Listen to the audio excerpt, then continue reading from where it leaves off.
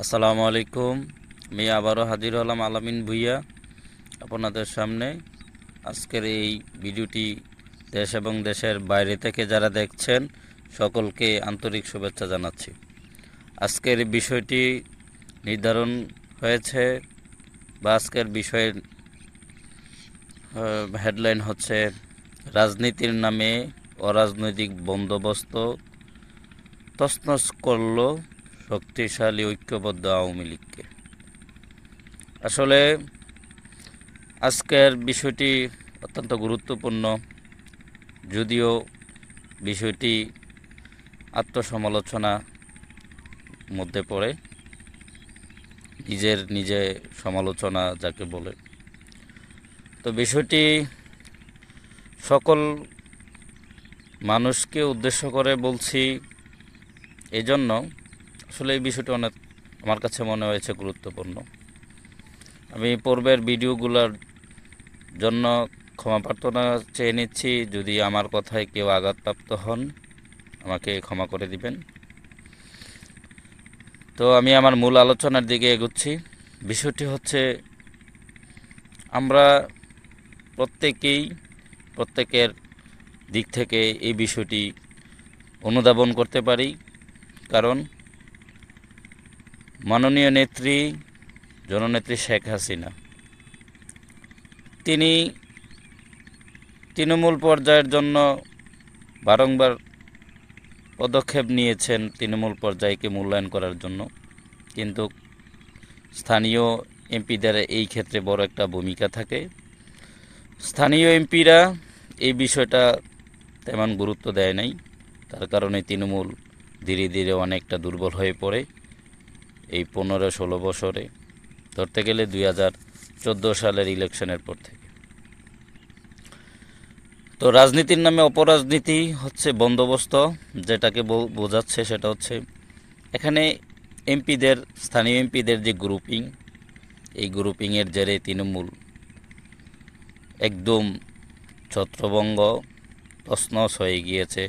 ঐক্য শক্তিশালী যে তৃণমূল ছিল, এই তৃণমূল ছত্রভঙ্গ হয়ে গিয়েছে এবং ঐক্য যে ছিল ওই ঐক্যটা বিনষ্ট হয়ে গেছে, বা তৃণমূলের মধ্যে যে ঐক্য এটা ধ্বংস হয়ে গিয়েছে, তাদের শক্তিমত্তাও ধ্বংস হয়ে গিয়েছে। তো সারা বাংলাদেশে প্রায় নির্বাচনী অঞ্চলে বা প্রায় জেলায়, বিশেষ করে জেলায়, মহানগরে বিশেষ শ্রেণীর বিশেষ ক্ষমতাধর দলীয় এমপি নেতা ছিলেন। তারা তাদের জেলায় এবং তাদের জেলার আওতাধীন অন্যান্য নির্বাচনী আসনগুলোতে গ্রুপিং চালু করতেন এবং কি করেছেন, যার ফলশ্রুতিতে 14 সাল থেকে সর্বশেষ 24 আওয়ামী লীগের তৃণমূল পর্যায়ে ঐক্য এবং শক্তিমত্তা দুটাই ধ্বংস হয়েছে। সে পর্যায়ে যদি আমি তুলনামূলকভাবে এক্সাম্পল স্বরূপ বলতে যাই, আমাদের কুমিল্লার কথা যদি বলি, কুমিল্লা উত্তর দক্ষিণ দুটাই সেম অবস্থা। আমি উত্তরকে আপাতত এই ভিডিওতে আনব না, আমি দক্ষিণকে নিয়ে বলব। আমাদের কুমিল্লা দক্ষিণ জেলার মধ্যে মহানগর সিটি এবং দক্ষিণ জেলার সকল নির্বাচনী আসনে প্রায় না প্রত্যেকটিতে এখানে মহানগরের একটা ভূমিকা ছিল। মহানগরের দিক থেকে প্রত্যেকটা নির্বাচনী আসনেই একটা ছায়া গ্রুপিং চলতো, যার ফলশ্রুতিতে তৃণমূলের সাথে একটা ডিভাইডেড ছিল আরেকটা অংশের। মহানগর থেকে একটা ছায়া বা আপনার যেটাকে বলে মশারির নিচে মশারি টাঙানো, দলকে ডিভাইডেড করা। বিভিন্ন ইলেকশনে জাতীয় ইলেকশন বলেন, পার্লামেন্ট ইলেকশন, স্থানীয় সরকার ইলেকশন, এখানে মহানগরমুখী হতে হয় প্রত্যেকটা নির্বাচনী আসনের নেতাকর্মীদেরকে। বিভিন্ন কাজ কারবারে, ব্যবসায়িক বিষয়ে, চিকিৎসা এবং কি রাজনীতির একটা কেন্দ্রবিন্দুতে পরিণত হয় প্রত্যেকটা অঞ্চলের মহানগর। তো মহানগরের যিনি এমপি থাকেন, সিটি কর্পোরেশনের যিনি মেয়র থাকেন, পদাধিকার বলে অন্যান্য এমপি, পৌরসভার চেয়ারম্যান, উপজেলা চেয়ারম্যান, তাদের তুলনামূলক মহানগরের এমপি সাহেব এবং সিটি কর্পোরেশনের মেয়র গুরুত্বপূর্ণ। তো সেই ফলশ্রুতিতে কি হলো, এখানে মাননীয় নেত্রী যাদেরকে নৌকা দিয়ে মনোনীত করতেন, তার বিরুদ্ধে অপোজিট পার্টি একটা ছায়া পার্টি বা ছায়া কফি হিসাবে, ছায়া গ্রুপিং, ছায়া দল হিসাবে একটা কাজ করত, বা ইলেকশনে প্রতিদ্বন্দ্বিতা করত, বা দলীয় প্রার্থীর বিরুদ্ধে কাজ করত। এটার মদতদাতা মহানগর সবসময় ছিল।